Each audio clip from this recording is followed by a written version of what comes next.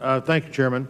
Well, General Welch and Secretary, obviously everybody is appropriately outraged and concerned about the topic of sexual assault. We had a hearing in the full committee not too long ago, and victim after victim testified. I think virtually all of them had left the military shortly after this occurred, and the reporting process, the pressure not to impact somebody's career who's been the assaulter is something that obviously there's appropriate concern about, but I think appropriate outrage about. My colleague, Senator McCaskill's been very vigorous on this, and I am proud of what she's been able to accomplish by just sticking with this, as others have, and I think you're hearing that and hearing that well. I want to talk a little bit about how ready we are, about equipment. I think am I right, General? Is there only of the new equipment out there, the next generation bomber? Is that the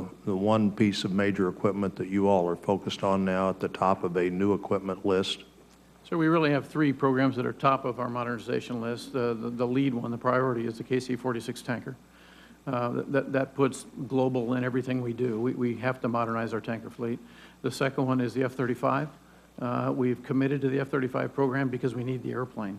Very expensive program. We have to understand cost, both production cost and operating cost. I think we're getting to a point in production cost where we do understand it, and the company can produce an airplane for a known cost. The airplane is flying. The performance of the airplane to date has been good.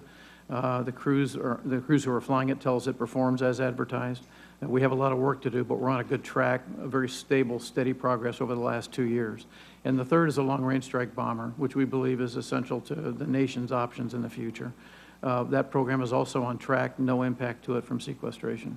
And this would be the stealth bomber, the new version of the stealth bomber? Yes, Senator. And how long do we think the stealth bombers that we're using, like the ones that are at Whiteman Air Force Base, the B-52s and the B-2s, what do we see as the life of those, and is the life of those impacted by the budget cuts that you're dealing with right now?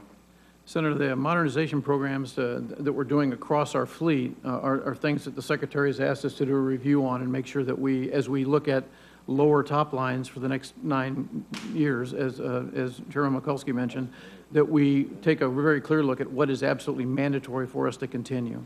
But our programs that we have in place for the B-52 will upgrade the B-52 to operate for another 20 to 30 years successfully. The B-2, we believe, will operate well into the 2030s successfully, maybe 2040, and then the transition from the new the B-52 to the new long-range strike bomber would occur in the late 20s and 30s. And the new bomber, is just the force projection, the ability that this gives us in the Middle East and other places is why it's so critical as an addition to what you're doing? So it gives, as part of the nuclear triad, one of the benefits of the air leg is it gives you flexibility. It gives you penetration capability to ranges that you can't get with anything other than an ICBM or a submarine-launched ballistic missile, both of which are very useful but also cause problems operationally in certain scenarios. It gives the nation another option. It gives us access because of its stealth capability, its range, also has the ability to penetrate better in advancing air defense systems around the world. Secretary Donley, for most of the time you've been Secretary, you've been dealing with the continuing resolution instead of an updated set of priorities. We were able to bring both Defense and MILCON to today's priorities in March. You want to talk a little bit about how important it is that we now make that the ongoing pattern of every year looking at the budget and not just saying we're going to give you what we gave you last year?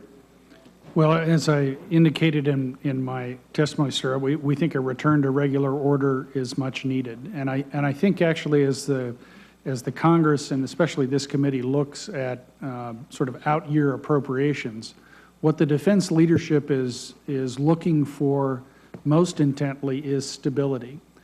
We need time. We understand that defense resources are likely to come down over the next decade. But we do need the Congress to sort of settle on what the numbers are, and we need time to plan for that to execute it properly. I think that's the main concern of the defense leadership. With whatever resources you provide, we guarantee you, we'll provide you the best military available with that level of resources. That's what we do, and the Department of Defense and DoD leadership will get that done.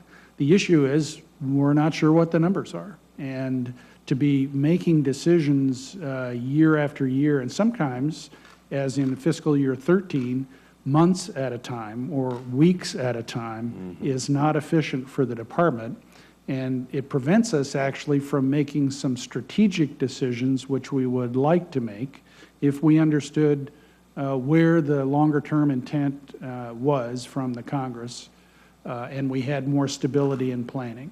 If we had more stability, we could make smart decisions up front that would hold us in good stead for 5 or 10 years down the line. Without that stability, with that overhanging uncertainty, we're making short-term decisions that last only months or perhaps a year at most. So we'd like to get out of that pattern and get some strategic decision-making in place. I know, again, on the authorizing committee, every single leader that came in from the military, including General Welsh, said that nobody thought sequestration was a good thing. Everybody thought it was a problem.